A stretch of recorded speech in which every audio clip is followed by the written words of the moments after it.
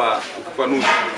Kwa nimeona kwenye mitandao ya kijamii wanarusha wanasema kwamba Masaburi ndio aliyeanzisha maandamano ya jana ya kuunga mkono hoja za Dr. Slaa.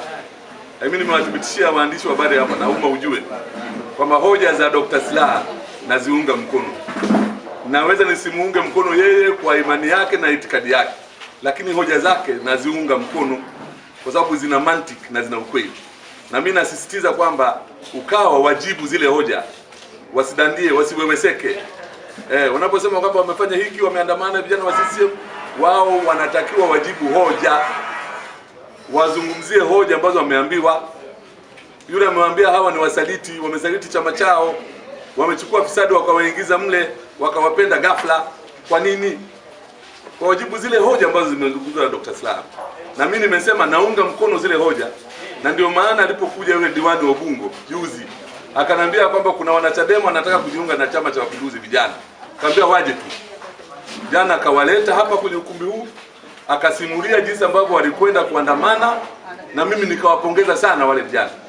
Na nimesema kwamba nitaendelea kuwapongeza wote ambao wanaunga mkono hoja, na yeyote ambaye anaandamana kwa amani, kwa kufuata sheria, na muunga mkono. Kwa nawaomba wote, na nikiwaunga mkono nitawapongeza kama nilivyowapongeza wale wajana.